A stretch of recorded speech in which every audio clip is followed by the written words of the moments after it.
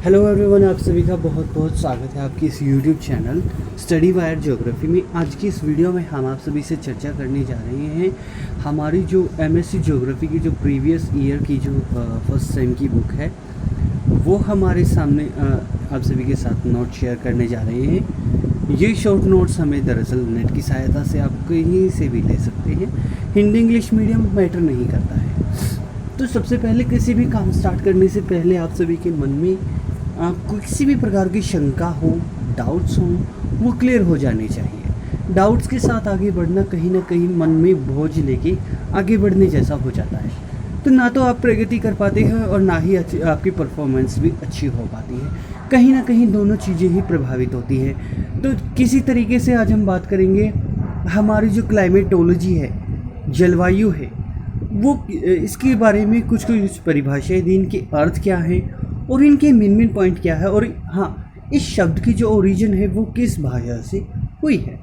ठीक है, तो सबसे पहले हम जलवायु को समझते हैं। जलवायु, जल प्लस वायु, दो शब्द हैं। ठीक है, यह आंग्ल भाषा में इसे क्या कहते हैं, अंग्रेजी भाषा या आंग्ल भाषा इसे आप समझे तो इसे क्लाइमेट कहते हैं।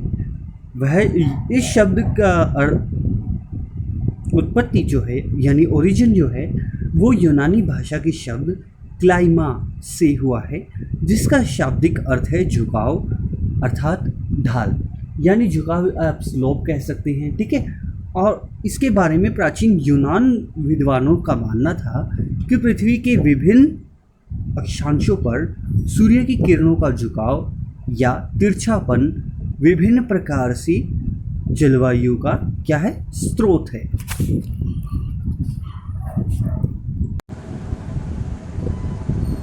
तो यूनानी भाषा के जो भी विद्वान थे, उन्होंने जो अपना कथन दिया या जो भी कॉन्फ्रेंसी थ्योरी थी, तो उसके अंदर हम आपको दिखाना चाहेंगे कि वो किस तरीके से इन्होंने इनकी जो थ्योरी है। मान लीजिए हमारा कोई सन है, ये हमारा एनर्जी ऑफ सोर्स है। ठीक है, ये हमारी यहाँ पे अर्थ है। ठीक है, जो इसके एक्सिस है यानी जो इसके अक्षांश है, लैटिट्यूड है, लॉन्गिट्यूड है, तो उन पे किरण सीधी कहाँ पर पड़ेगी, 0 डिग्री पर, भूमध्य रेखा पर। ठीक है, जैसे जैसे हम उच्च अक्षांशों की तरफ जाएंगे 90 डिग्री की तरफ, तो किरणों का झुकाव आसानी से देखा जा सकता है। यानी जो किरणों का जो समय है, जो टाइमिंग है, वो यहाँ सीधी तिरछी किरणों को ज़्यादा समय तय करना पड़ रहा है, और वहीं जो सीधी किरणें हैं जो 0 डिग्री अक्षांश पर ट्रैवल कर रही है उनको कम समय। और हाँ, वहाँ पर जो तापमान का वेरिएशन है वो काफ़ी हद तक, एयर प्रेशर, वो सभी जो साइंटिफिक सब्जेक्ट है उसको कृपया ध्यान से पढ़ें। और हाँ, इसके साथ ही साथ इसकी जो इम्पोर्टेंट टर्म्स हैं वो हम साथ ही साथ आगे बताते रहेंगे, तो बने रहिए आप। चलिए, अब जो आगे बात आती है वो आती है हमारी, जबकि जलवायु विज्ञान की उत्पत्ति क्लाइमेटो से हुई है। जलवायु विज्ञान को अंग्रेजी भाषा के शब्द क्लाइमेटोलॉजी कहते हैं और ग्रीक भाषा के शब्द क्लाइमा प्लस लोजस से इसकी उत्पत्ति हुई है। ठीक है जी, जलवायु विज्ञान का सामान्यतः अर्थ होता है कि उस विज्ञान से है जिसके अंतर्गत जलवायु अर्थात जल एवं वायु के विभिन्न तत्वों का अध्ययन होता है।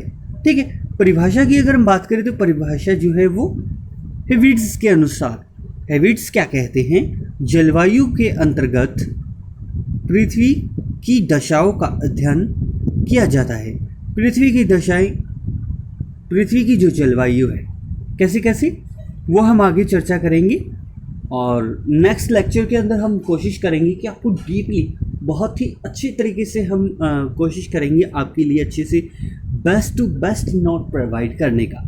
तो इसके बीच में थोड़ा बहुत समय लग सकता है, लेकिन हाँ, हम श्योरिटी है कि हम 2 से 3 दिन के अंदर हम आपके लिए नोट्स का जो है वो अच्छा सा मैनेजमेंट हम आपके लिए कर देंगे। चाहे हमारे खुद की रिटन नोट्स क्यों ना हो, तो वो हम आपसे शेयर करने में परहेज़ नहीं करेंगे। हालांकि ये जो वीडियो है ये घर से ही डिज़ाइन की गई है, तो थोड़ा सा बेसिक इसके अंदर एडिटिंग है, लेकिन हाँ, जब हम कॉलेजेस के अंदर स्टडी करवाते हैं तो उस टाइम पे हम शायद पीपीटी यूज़ कर लें, तो वो तो देखने वाली बात होगी, ठीक है। और जो दूसरे हमारे ऑस्टिन मिलर के अनुसार, ऑस्टिन मिलर ने जो परिभाषा दी है, जलवायु विज्ञान विज्ञान की वह शाखा है जिसके अंदर मौसम की औसत दशाओं का विवेचन करता है। विवेचन क्या है? अध्ययन का ही दूसरा शब्द है, ठीक है। फिर दूसरा हमारा जो शब्द आता है वो आता है हार्ट शॉर्न के अनुसार। हार्ट शॉर्न क्या कहते हैं? वो कहते हैं जलवायु विज्ञान एक ऐसा विज्ञान है जो क्रमबद्ध तरीके से वायुमंडल तत्वों को के एवं वितरण कैसे कि वो हम नेक्स्ट लेक्चर के अंदर डिस्कशन करेंगे जब एटमॉस्फेरिक लेयर्स के बारे में डिस्कशन आएगा, तो वो हम थोड़ा सा आपको हल्का फुल्का बताने की कोशिश करते हैं, बेसिक नॉलेज कि हमारी जो है वो धरती की सटी हुई लेयर होती है, ठीक है। यानी और आज जैसे जैसे हम ऊपर बढ़ते हैं तो हमारी इस तरीके से हमारा वो वायुमंडल बना होता है। लेकिन ये सब वायुमंडल की जो फीचर्स हैं उनको समझने के लिए एक कहीं ना कहीं रेफरेंस देने के लिए इसको एक कल्पनात्मक तरीके से इनको बांटा गया है किलोमीटर वाइज। वो हम आगे डिस्कशन करेंगे, ठीक है। जिसके अंदर हमारा क्षोभ मंडल हो गया, मध्य मंडल हो गया, आयन मंडल हो गया और क्या हमारा बहिर्मंडल हो गया, ठीक है। ये कुछ एक ऐसी टर्म्स होती हैं जिसके अंदर हम आपसे विषय आगे चर्चा करेंगे। चलिए जस्ट सेकंड हियर। फिर जो हमारी जो नेक्स्ट परिभाषा होगी वो हमारी होगी बेरी और शार्ले के अनुसार। बेरी और शार्ले क्या कहते हैं? जलवायु विज्ञान वायुमंडल की दीर्घकालीन दशाएं। दीर्घकालीन दशाएं कौन सी होती है? जो लंबे समय तक बनी रहती है, जैसे कि मॉनसून आना, गर्मी का आना। तो ये क्या है? वायुमंडलीय दशाएं हैं। कैसे? अब हम इसके बारे में टर्म्स चर्चा करें तो हमारी मार्च टू अगस्त ये हमारा गर्मियों का सेशन रहता है। जैसे जैसे एक सेकेंड, हम दोबारा से आपसे डिस्कशन करते हैं। मार्च मंथ, हाँ जी,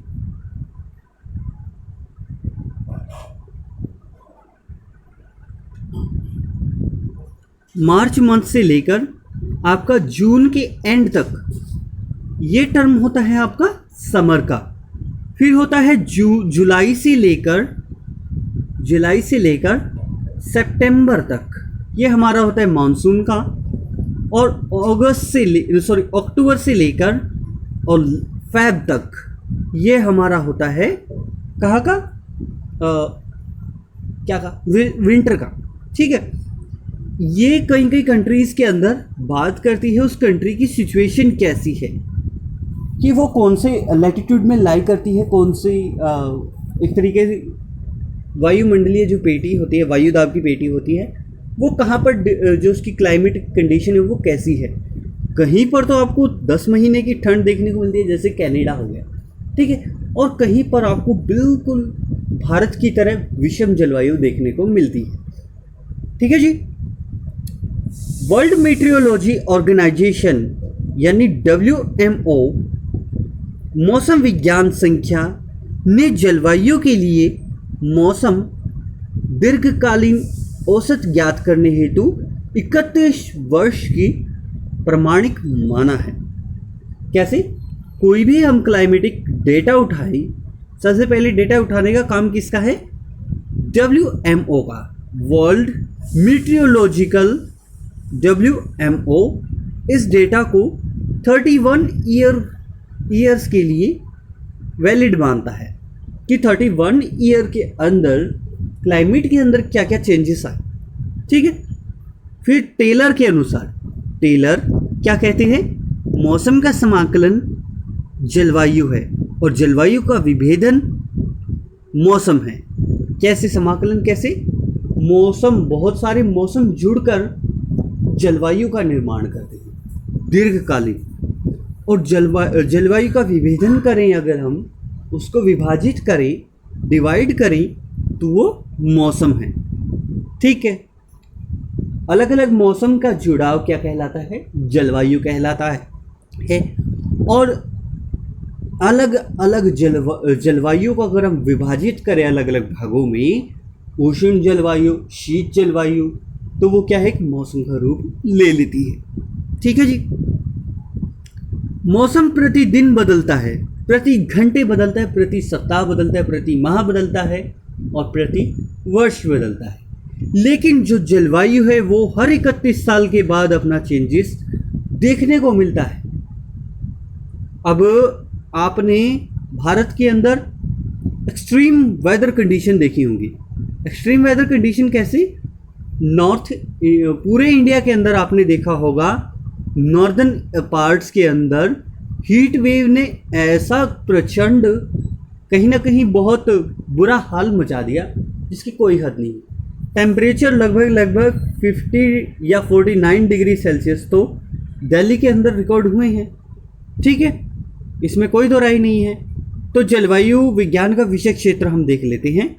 तो जलवायु विज्ञान का वायुमंडलीय दशाओं को प्रादेशिक वितरण के बारे में समझने हेतु प्रयोग किया जाता है। इसके अंतर्गत वायुमंडल की दीर्घकालीन दशाओं की औसत का अध्ययन किया जाता है। औसत कैसे? किसी समय के अंदर औसत तापमान कैसे रहे, या फिर औसत वार्षिक वर्षा दर कैसी रही, रेनफॉल कैसा रहा, और वहाँ पर बर्फ पड़ने की दर जो है वो कैसी रही। ठीक है, तो इसके बारे में अध्ययन करते हैं। जलवायु विज्ञान का अध्ययन मौसम विज्ञान, सांख्यिकी है और भूगोल के सिद्धांत हेतु इसका एवं पद्धति के दृष्टिकोण के आधार पर इसका अध्ययन किया जाता है। जलवायु विज्ञान का महत्व। जलवायु विज्ञान का महत्व बहुत ही महत्वपूर्ण है। कैसे? इसका एक विशेष महत्व है। जलवायु विज्ञान के अंतर्गत वायुमंडल की संरचना, संगठन, सूर्य ताप, तापमान, वायुदाब, ये जो टर्म्स है ना, आगे जाके आपको जो नेक्स्ट लेक्चर होंगे एमएससी ज्योग्राफी या फिर बीए ऑनर्स के लिए, तो आप ध्यानपूर्वक देखिएगा। ठीक है, और ज़रूरत पड़े तो इन वीडियो को साथ के साथ शेयर करना ना भूलें, क्योंकि इस नाचीज़ को भी थोड़ी सी ज़रूरत है आपके सपोर्ट की। ठीक है जी। वायुदाब पे थे हम। पवन प्रवाह और क्या क्या? आर्द्रता, वर्षण, बादल एवं वायु राशियाँ, वाताग्र, चक्रवात, प्रतिचक्रवात, वायु विक्षोभ। वायु विक्षोभ कैसे? इसको पश्चिमी विक्षोभ कह सकते हैं। ठीक है, तो भारत के अंदर जब सर्दियों का समय होता है उस टाइम पर एक तरीके से कहीं ना कहीं टाइम टू टाइम क्या आते हैं, हमारे वेस्टर्न डिस्टर्बेंसेस आते हैं, जिसके अंदर क्या होता है, वर्षा होती है और पहाड़ों के अंदर बर्फबारी होती है, जिसकी वजह से भारत में ठंड का प्रकोप ज़्यादा देखने को मिलता है। जैसे जैसे गर्मी की तरफ बढ़ते हैं वैसे वैसे पश्चिमी विक्षोभ तापमान को बढ़ाने में भी मदद करते हैं। ठीक है, जलवायु विज्ञान के अंतर्गत हम विभिन्न मौसमी और अंतरतापीय तत्वों का प्रादेशिक विभिन्नताओं के साथ अध्ययन करते हैं जी। जलवायु विज्ञान मौसम के तत्वों के साथ साथ किसी स्थान पर मानव की वनस्पति, पर्यावरण आदि एवं स्वभाव के साथ साथ गठन और स्वरूप के बारे में भी अध्ययन करता है। Evolution of climatology. देखिए, क्लाइमेटोलॉजी का जो है वो स्टार्टिंग के अंदर क्या है कि कोई भी स्टार्टेज होती है, तो उसके बारे में आज चर्चा करेंगे। अच्छा, ठीक है, हमारे पास इनफ टाइम है। तो सबसे पहले ये देखिए, ये क्या है, हमारे सबसे पहले जो चीरकाल संवत आए। ठीक है, फिर मध्यकाल आया, आधुनिक काल आया। आधुनिक काल भी दो भागों में बटा। कैसे कैसे? Very good. पूर्वाकाल और उसके बाद जो है वो बाद की अवस्था है। ठीक है, सर्वप्रथम जो यूनानी दार्शनिक हैं उन्होंने जलवायु विज्ञान का विकास किया। यूनानी लोग एक तरीके से जब मर्केटर ने समुद्री मार्गों का विश्लेषण किया या उसको 1600 में इसको रिप्रेजेंट किया और इसके अंदर समुद्री मार्गों का विकास हो गया, तो कहीं ना कहीं कंपास आए, फिर क्या है, समुद्री जहाज आए जो कि किसके सहारे, वायु की दिशा के सहारे चलते थे। ठीक है जी। तो हम बात कर लेते हैं थोड़ा थोड़ा। चिरकाल क्या है कि जो 500 ईसा पूर्व वायु की प्रथम वैज्ञानिक, एक सेकेंड, बहाव के साथ साथ इसको क्या देखा गया कि बहाव किस दिशा की तरफ ज़्यादा रहता है। तो जहाँ पर जो भी समुद्री यात्री थे तो वो क्या करते थे, अपने साथ कहीं ना कहीं वो ऐसे दिशा सूचक रखते थे या कंपास रखते थे कि हमें इस दिशा में इतने दिन ट्रैवल करना है, और उस देश में वो रुक जाते थे। देन जब वो उनको वापस जाना होता था तो वो वे ऑफ विंड चेंज हो जाता था, डायरेक्शन चेंज हो जाती थी। तो उस टाइम पे वो उसी वापस ही जाना होता था, तो वो तभी ट्रैवल करते थे जब वो हवा की डायरेक्शन या पवन की डायरेक्शन बदल जाती थी। ठीक है। मध्यकाल की अगर हम बात करें तो मध्यकाल के अंदर जलवायु विज्ञान के विकास एवं स्वर्णिम युगों से कहा गया है। भौगोलिक में 1607 में थर्मामीटर टेलीस्कोप का विकास हुआ गैलीलियो ने। ठीक है। गैलीलियो के शिष्य टेरिसेली ने 1643 में वायु दाब मापी किसका, बैरोमीटर का विकास हुआ। ठीक है जी, आविष्कार किया। फिर 1648 में पेरियर्स ने बैरोमीटर की सघनता को सर्वप्रथम पर्यवेक्षण किया और ऊंचाई के बढ़ने के साथ साथ वायु दाब को घटने की जो दर बताई वो भी बताई। ठीक है जी। फिर इटली के बेर्नी कैरेल्स्टी ने 1639 में वर्षा मापी का आविष्कार किया, जिसकी सहायता से आज भी हम ये बताते हैं कि किसी क्षेत्र के अंदर कितने कितने सेंटीमीटर वर्षा हुई है, वो उसी की सहायता से बताया जाता है। एनीमोमीटर का विकास लियोनार्डो ने किया। ठीक है। जो गर्म वायु साधारण वायु से हल्की होती है, ऐसी संकल्पना उन्होंने बताई। और 1662 ईस्वी में बायल ने वायु की संपीड़ता संबंधी विषयों का प्रतिपादन किया। 1665 में ह्यूजेन ने थर्मामीटर संबंधी संदर्भ बिंदु में गलनात्मक और व्यनात्मक का प्रतिपादन किया। 1735 ईस्वी में हेडली ने व्यापारिक पवने का विकास किया। ठीक है। इन्होंने परिभाषाएं दी पृथ्वी के संदर्भ में कि ट्रेड विंड्स कैसे चलती है। जब ट्रेड विंड्स चलती है तो उस टाइम पर हमारे क्या आते हैं, वो हम आगे डिस्कशन आपको करके बताएंगे। आधुनिक काल की अगर हम बात करें, पूर्वावस्था, इस काल के अंदर तर्क और वितर्क की आई। क्यों, कैसे? 1800 में डाल्टन ने वायु में निहित जलवाष्प के हेतु प्रारूपों की व्याख्या की। 19वीं सदी के दौरान पूर्वार्ध में जर्मन वैज्ञानिक डोल ने वायुमंडलीय पवन संचार की व्याख्या की। ठीक है जी। ब्रिटिश भूगोलवेता फ्रिट्जन ने 1857 में ब्रिटेन और आयरलैंड की मौसम क्षेत्रों का विभक्त किया। ठीक है जी। आधुनिक काल के अगर हम उत्तरावस्था की अगर हम बात, उत्तरावस्था यानी आपने पंचांग के अंदर उत्तरार्ध शब्द सुना होगा। उत्तरार्ध मतलब उसका एंड, पूर्व मतलब कि वो स्टार्ट, जो कहीं ना कहीं कह देते हैं कि जो स्टार्टिंग एज है, और ये एंडिंग एज की यहाँ पर बात हो रही है। ठीक है। एंड एज की अगर हम बात करें तो इसके अंदर 1870 में तूफानों का प्रथम एटलस बनाया। ठीक है जी। किसने बनाया? मॉन ने। 1878 से लेकर 1882 तक जेवसन, कोपेन और वेबर महोदय ने चक्रवातों के भागों को मानचित्रण किया। 1882 ईस्वी में ल्यूनिस ने वर्षन का प्रथम मानचित्र बनाया। ठीक है। तो चलिए आज की वीडियो में बस इतना ही, मिलते हैं किसी नई वीडियो के साथ। और वीडियो को ज़्यादा से ज़्यादा शेयर कीजिए, दीजिए अपने होस्ट और दोस्त को इजाज़त। नमस्कार, जय हिंद, जय भारत।